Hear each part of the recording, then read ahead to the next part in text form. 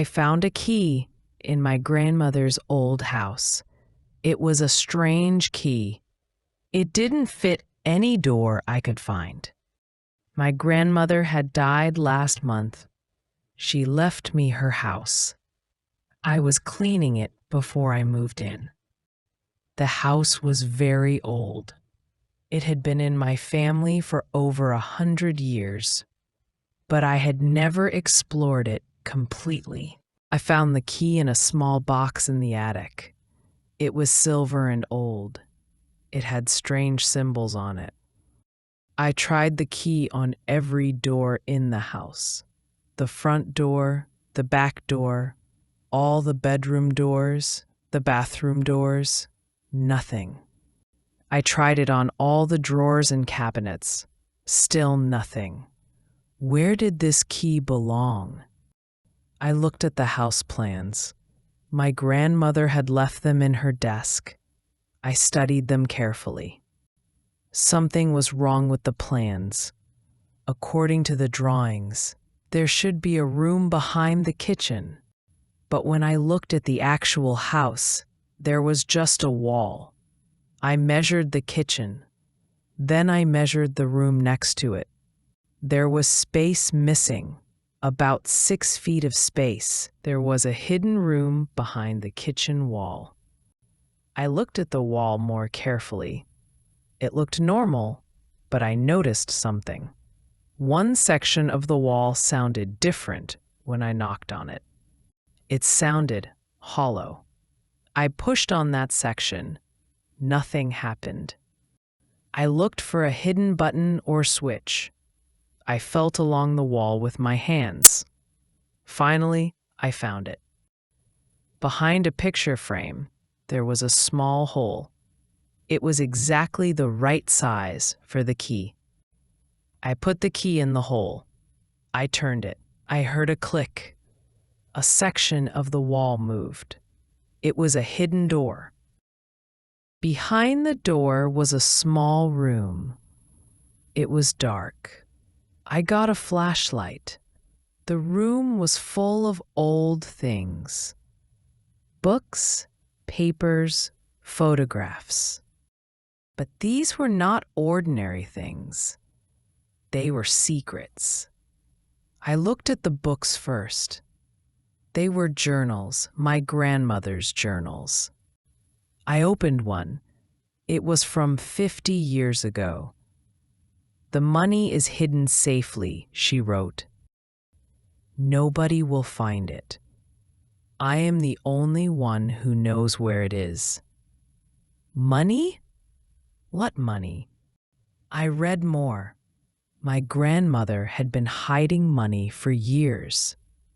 She didn't trust banks. She kept everything in cash. "Today I put another $1,000 in the hiding place," said another entry. "The family will be rich when I'm gone, but they have to find it first." I looked around the room. Where was the money? I checked behind the books. Nothing. I checked under the floorboards. Nothing. I looked at the photographs. They were pictures of the house, but they were old pictures. The house looked different. In one picture, there was a fireplace in the living room, but there was no fireplace now. I went to the living room. I looked at the wall where the fireplace should be. It had been covered up. I went back to the secret room. I found more journals. "I put the money in the safest place," my grandmother wrote, "where fire cannot touch it, where water cannot reach it, where thieves cannot find it." Where fire cannot touch it? That was a clue. I thought about the fireplace. Fire happens in fireplaces, but my grandmother said the money was where fire cannot touch it. Maybe the money was in the old fireplace, but not in the fire part. Somewhere else. I went back to the living room. I looked at the wall more carefully. I found the outline of the old fireplace. It was still there, just covered up. I started pulling off the wall covering. It was just thin wood panels. Behind the panels was the old fireplace. It was filled with bricks. I started pulling out the bricks. They came out easily. Behind the bricks was a metal box, a big metal box. I pulled it out. It was heavy. I opened it.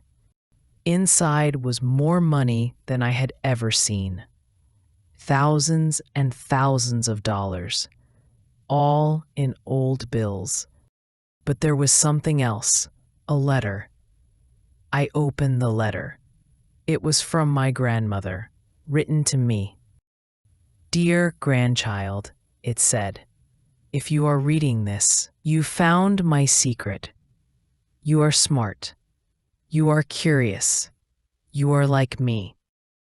This money is for you, but only if you promise to use it wisely. Help people, be kind, make the world better. I hid this money because I wanted to test you. I wanted to see if you would look for answers. But remember, money is not the real treasure. The real treasure is family. The real treasure is helping others. Use this money to help people. That is what will make me proud." I sat down. I was holding more money than I had ever imagined. But my grandmother was right. The money was not the real treasure. I counted the money. There was $50,000. I knew what I would do.